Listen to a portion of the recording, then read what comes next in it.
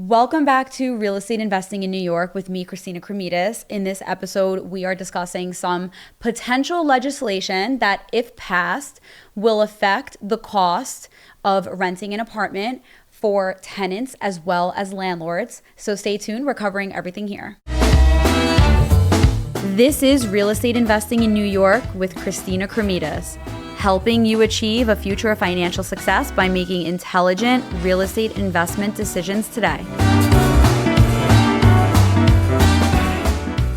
Thank you guys for being here for another episode of the show. This is a very timely and pertinent episode, and I'm going to tread lightly because I am not a 100% expert on every intricacy of this legislation and of this topic. I'm not an attorney. I didn't write the legislation, though I am very familiar with it. I've looked at all of the information that we have available to us, and I actually recently attended there was an actual hearing about this topic that I attended and I testified. And there's a lot going on here. And the main scope of the topic is who should be paying broker fees when an apartment is listed for rent. So there's so many things at play here. And the first thing to mention is that though, of course, I am a broker, I really am on the side of the tenants when it comes to how this issue is being discussed and what this means for people. I'm a renter myself. I rent my home. I also do understand the landlord side of things because I am also a landlord.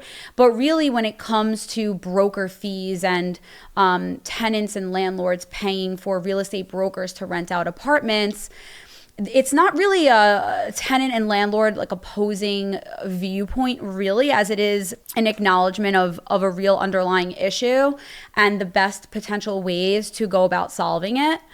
There is again, it's a lot of information. There's a lot of different points of view, and we're going to take it kind of slow. We're going to go through the information. We'll go through the details, and we'll discuss both sides. And at the end of the day, it's good to be aware of things that are going on in the industry. There's many reasons why, even if you're not renting an apartment or if you don't see yourself being a tenant in the near future, legislation will affect if you are a landlord based on if you're renting an apartment out and who your real estate agent is and how you go about doing it. This legislation might affect how you pay your real estate broker. So there's that to consider. And then, of course, there's the concept of choice in the marketplace and the ability for both sides to negotiate in the marketplace and do what they feel is right for themselves in each unique instance. And many times drafting legislation that makes certain things have to go a certain way actually restricts people from being able to do what they feel in the moment makes sense to them. So again, we're going to go through the information. I'm going to tell you everything that's going on, and then you can decide for yourself how it affects you and how you feel about it. The legislation that's being proposed is called Intro 360, and it has to do with the concept of who should be paying a rental real estate broker.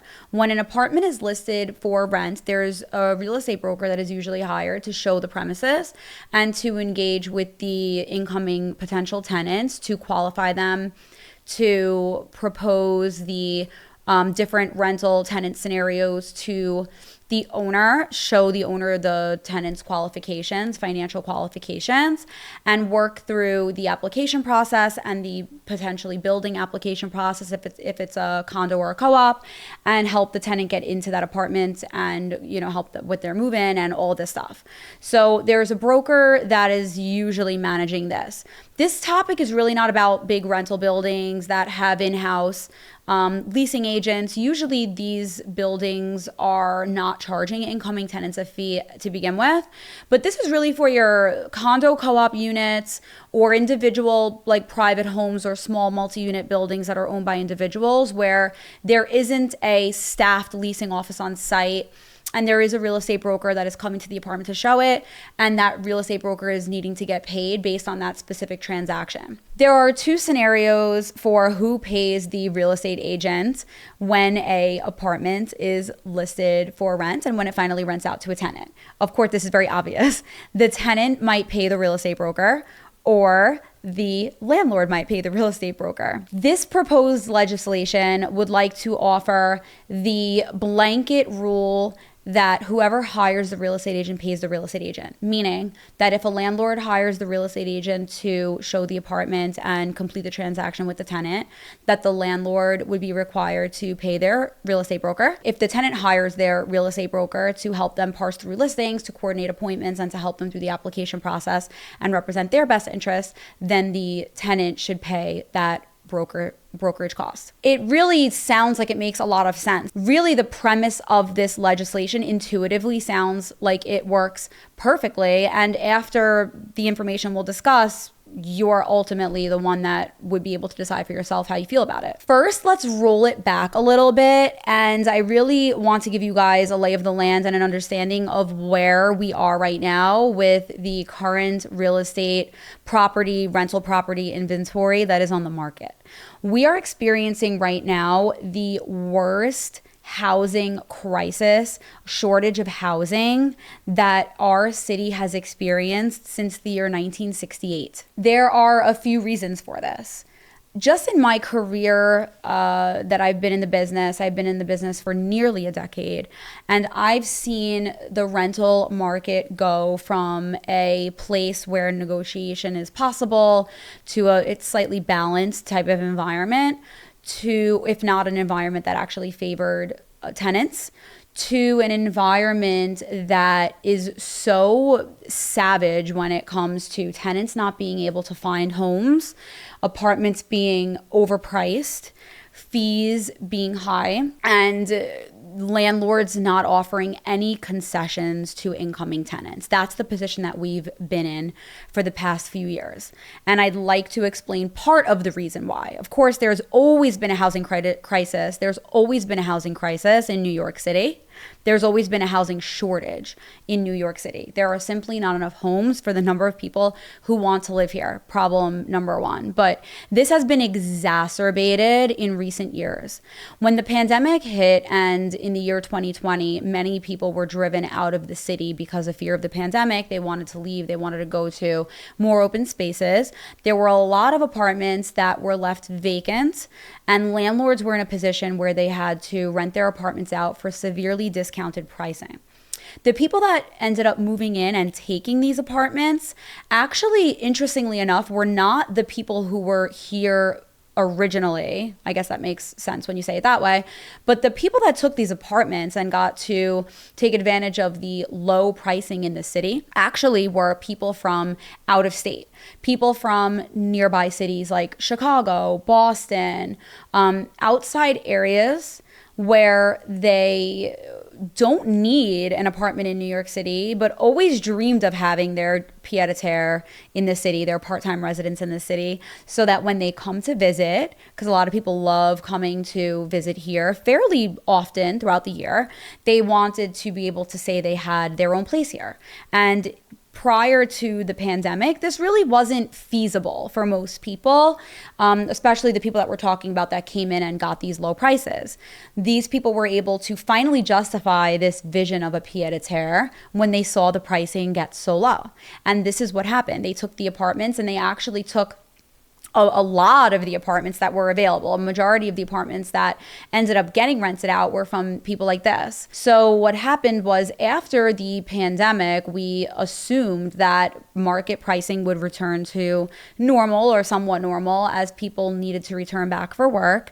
And that when that happened, the people who were using the apartments as pied-à-terres, or like nice to have, like luxury additions to their life, would move back out and say, okay, that was nice while it lasted, lasted and free up the inventory for incoming people. But that's not what happened. These people remained in their apartments, and they actually still to this day are using them for these pied-à-terre purposes. And some have actually relocated to New York City altogether. Many of these people are my clients who I helped get these apartments during the pandemic. So I know this is true. I keep in touch with them and we discuss their lease renewal every year. And I've seen that many people, they weren't happy about the pricing returning back to quote normal, but they have continued to renew their apartments for much higher prices than what they were paying previously because they loved having their apartment in the city. They enjoyed the space and they wanted to continue that lifestyle. Now everybody that was previously in the city is being brought back for work. So there is a flood of people coming back into New York City. And as the years have gone on post-pandemic, that has gotten more and more dramatic in terms of there are thousands of people that are coming in that need homes, and there are no apartments that have been freed up for them.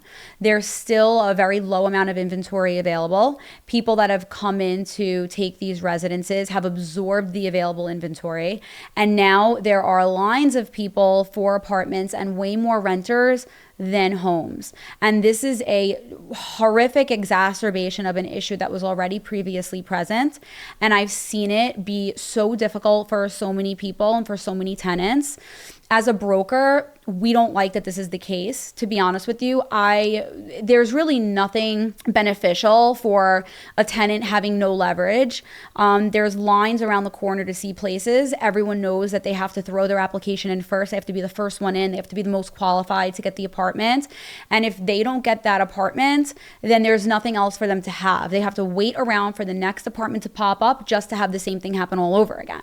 So your lower qualified people are having a really difficult time, and people who are more qualified are securing apartments a little bit more quickly. So this has been a severe issue. And as a broker myself, there is nothing great about this being the case, right? Like I would love more apartments to be available to rent out. I'd love to be able to do 10 transactions for 10 tenants instead of one transaction with a list of 9 backup people. There's no benefit there. And the real issue at hand is that we have such a housing shortage and such a housing crisis. And the only solution for that is to build more residences. We need more apartments to become available to people. We need to be taking existing structures, even commercial spaces, and incentivizing developers to convert them into rental apartments. And we need to be making these rental apartments available for incoming people. There's a lot of red tape around building in New York City. There's a lot of red tape around how developers can be incentivized to build these buildings and work through the process to convert them to residential. But these are things that are happening but need to be happening a lot more quickly. During the trial to discuss this legislation, they said, don't even bring up the fact that this is a housing shortage because we know, and building homes takes time. That's true, but just in my immediate neighborhood vicinity, in the past couple of years, I've seen empty plots of land turn into skyscrapers with luxury finishes that have been imported from Europe. So building is possible when the right incentives are in place. And if this is a issue that the city really wants to solve, the question is, how can we put more housing out there for people? Because there is such a shortage that creates a scarcity mindset. When a basic human need is so scarce, people go through great lengths to secure it for themselves. And this is where the issue has come in. This is where tenants do not have leverage. This is where the deals where a landlord would compensate your broker and give you a free month rent on the way in have completely gone away. There are no incentives available for tenants, and they find themselves in bidding wars to secure units. There is no reason, this should never happen in a city like New York City. The disparity between the number of housing units available and the number of people who need homes should never be this dramatic. So that's the lay of the land in terms of what we're experiencing right now in New York City. Again, there's a lot of things that go into it, and there's a lot of reasons why we are in the place that we're in right now. There's economic factors. We have a lot of would-be first-time home buyers that because of high interest rates and because of rampant inflation and a very poor economic environment, are completely priced out of purchasing right now. They just simply cannot get their debt to income ratio to shake out to get approved to buy. So we have a lot of people that would have been out of their rentals, freeing up inventory for incoming renters, renewing. They can't buy and they're renewing their apartments. So they're still taking up this rental inventory. So again, more than ever before, we have a lot of rental inventory that is sitting, that is not coming available. It's staying held. It's not freeing up for new people. So that's a basic background issue on the real issue at hand. Now, there's the question of when an apartment hits the market, who pays their real estate broker? Should it be the person who hires the broker, meaning tenant or landlord, or should this be an open conversation during the time that an apartment is on the market and being negotiated with tenants? So the way it is right now is that there's an option that landlord can decide to pay their broker, or the landlord can say that they'd like for the broker to collect their fee from the incoming tenant. When I list an apartment for rent, the first conversation that I always have with a landlord is do we want to offer this apartment no fee with an incentive of no fee, meaning it's going to be more appealing to a tenant. They're not going to have to pay the upfront cost to move in. And when they agree to that, we always end up building that fee into the cost of the rent. So the rent would increase by, let's say, 10% a month per month in order to account for the payment of that fee.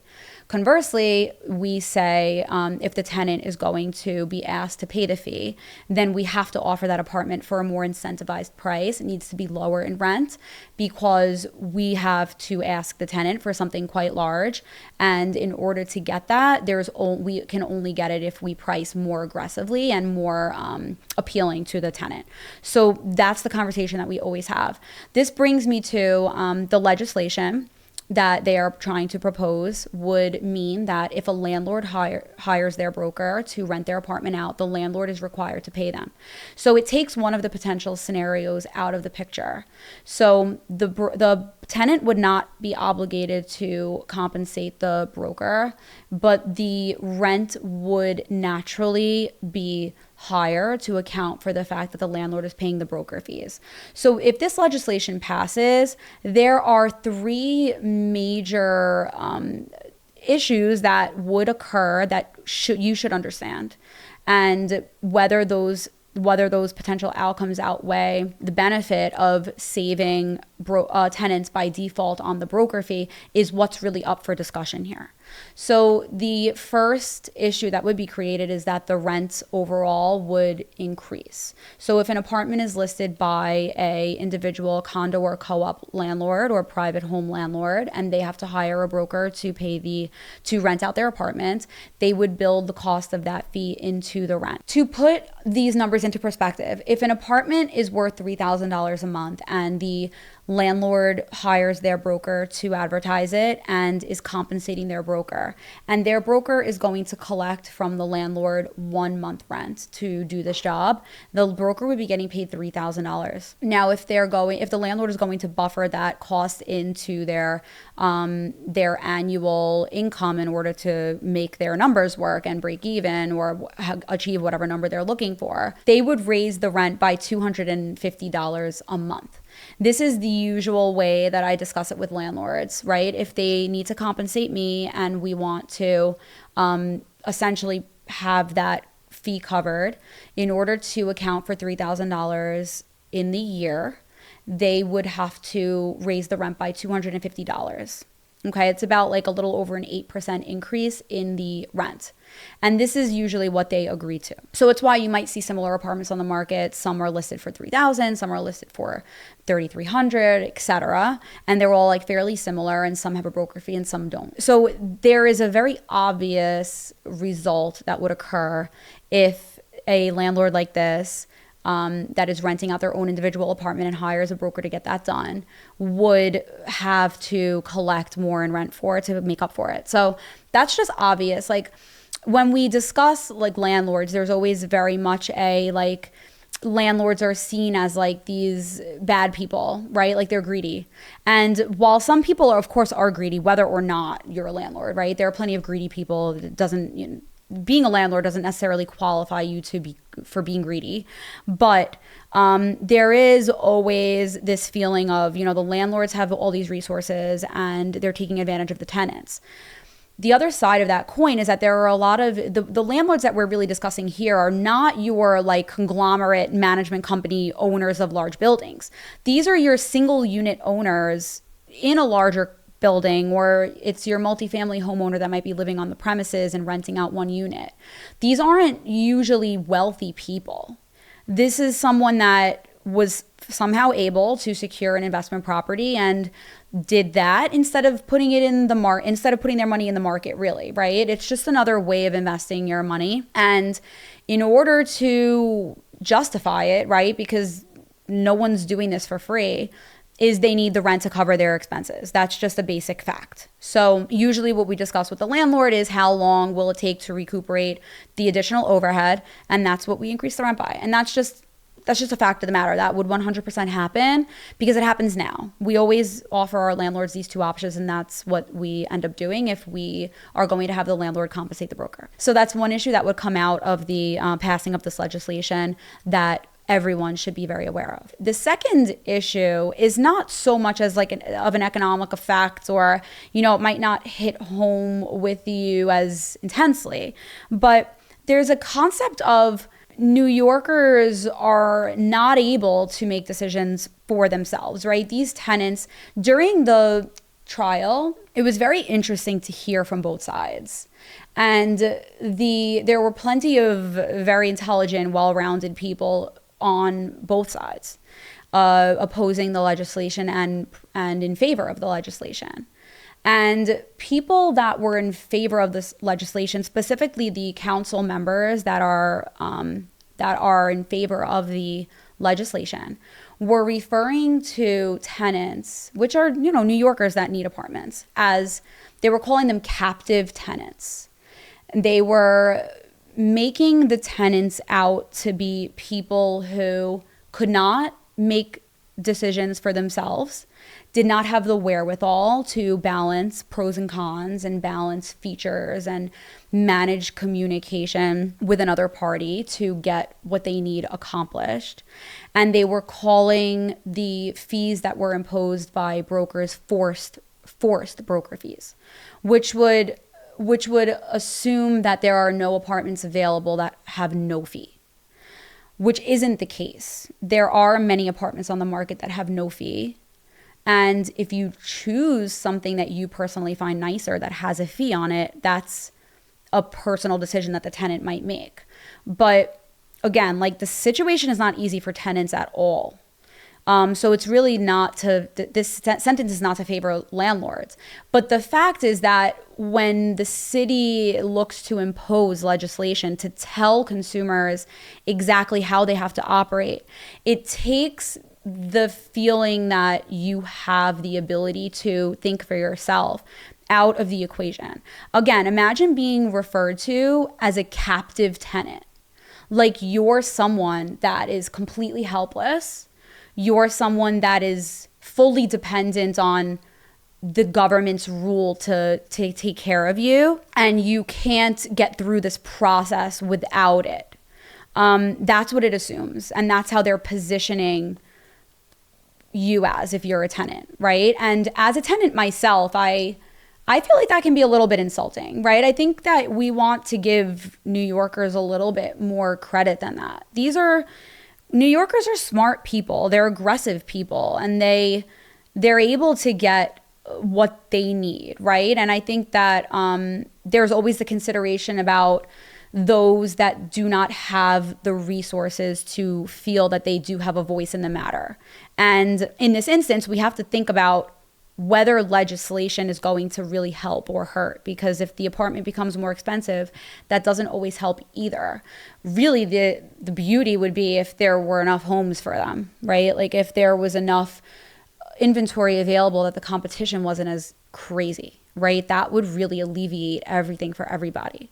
So it's just another thing to think about in terms of, do we want more rules to prevent us from doing things that might make sense in the meantime. It reminds me of certain legislation that was passed in 2019, the year 2019. There was an act passed called the Tenant Protection Act, and it created a slew of new regulations for how real estate transactions can take place, and it was guided and intended to protect tenants. Just as an example, one of the rules that came of this legislation was that landlords are not allowed to collect what they called exorbitant security deposits, essentially saying that landlords were taking advantage of tenants by collecting years of rent up front, or like a full year of rent up front, to give them some level of comfort, right? Like something was going on with this tenant and they wanted to collect a large amount of money up front to pay for their lease so that they weren't dependent on the word of the incoming tenant that they were going to get paid. That's no longer legal, actually. There are a lot of landlords that still do it that aren't aware that it's illegal, but when there's a broker involved, they know very well that it's illegal, and you are not allowed to collect anything more than a 1-month security deposit now. But that puts us in a very difficult situation, because there are a lot of tenants that we always have that are like on the cusp of approvable, right? Like there are a lot of people that have cash businesses, for example. They don't declare a lot of money on their tax return. There's no way to prove that they have money coming in. There's no way to prove regular income. There are a lot of other people who just make low income, right? Like they don't have the 40 times the monthly rent in order to qualify for that home. And in these instances, we were able to have the person, that's incoming tenant, provide some additional money up front, and they would get the unit. They would get approved. It's not the most wonderful feeling to pay extra to have an apartment, but the worst feeling is that now we have to simply the landlord just says no, and that's it. They don't have that option anymore. And a lot of them want that option, and we're no longer allowed to accept it. We had a transaction happen recently. I see it all the time. Incoming tenant has a big dog or multiple dogs, right? Or pets of some kind that are allowed by the building, but the individual landlord is nervous that it'll cause damage to their apartment. We used to be able to collect additional deposits or money to cover. None of this is really done anymore, and we have to just ask for more money in rent. Like the pet ends up paying rent. Because there's no other way around it, right? Like when you remove options from people, there are always going to be scenarios where it works and scenarios where it doesn't, where you wish you had the option back. So, it's just this concept of choice. And the third issue that is my biggest concern that will inevitably happen if the legislation passes is that landlords are going to try to, of course, rent these apartments out themselves. Again, think about the landlords that we're talking about here. It's not the big management companies. It's not the big rental buildings. It's the individual condo and co-op owners that have a couple of units across different buildings, right? Maybe one unit in one building, or maybe 2 apartments in 2 different buildings, or whatever. So this is an independent person. The odds are that that being a landlord is not their career, right? And these people are regular people that are going to work every day in a completely different field and happen to have an apartment that they have a tenant in. These owners are not trained in fair housing law. These owners are not aware of the rules that were passed in the recent Tenant Protection Act. These landlords do not know that you're legally not allowed to discriminate when deciding who they're going to put in their property.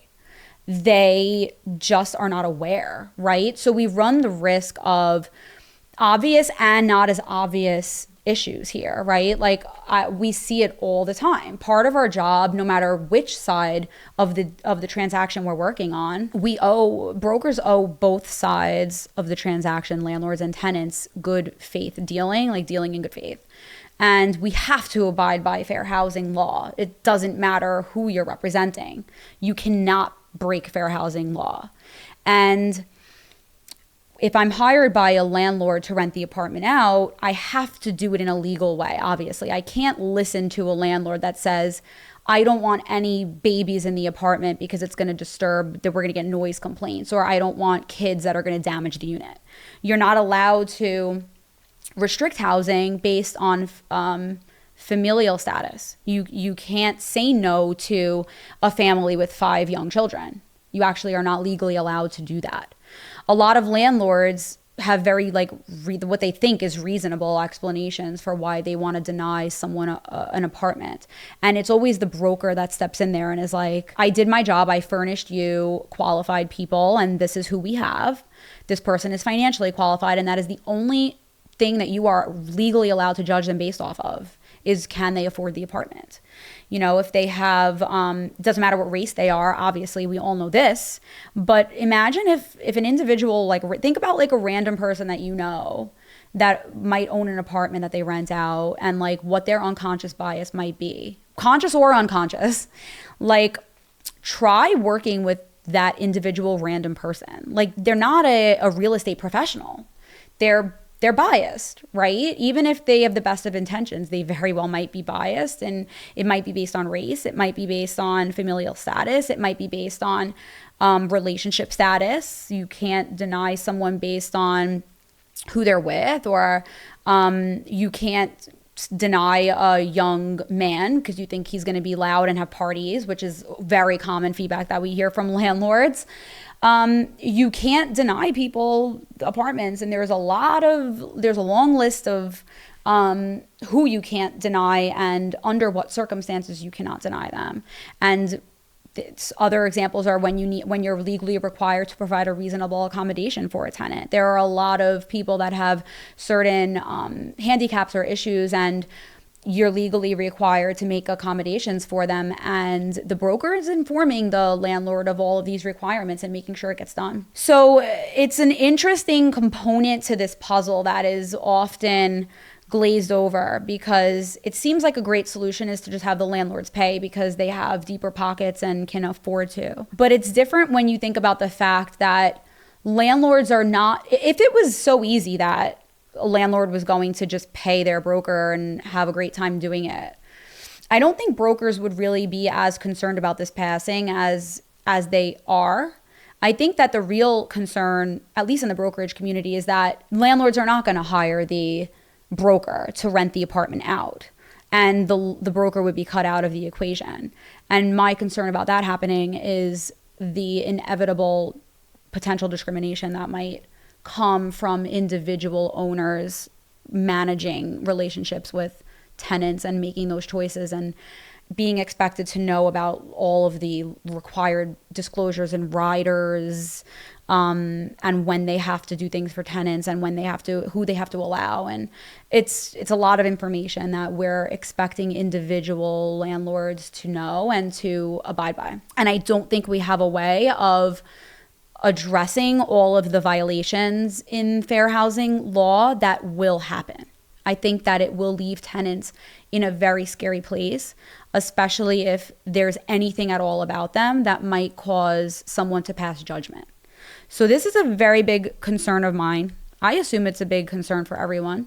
If you're a landlord, you should be aware. It might affect you. If you're a tenant, you should be aware. It might affect you. And it's an interesting thing that is happening right now. We have to see what plays out, and we have to see what ends up happening. And again, there's benefits and issues to both sides. I hope that this was informative. I know that this was a lot of information. I know that this is a touchy subject to a certain extent, because it has to do with money, and there's a high charge. It's an energetically charged conversation whenever money is discussed. So it's interesting stuff. It's stuff that you should be abreast of. And on this show, we are covering always all of the pertinent information that you would ever need to know within the industry. So I do hope that you found value here, and I would like to hear your opinion if you would like to offer it.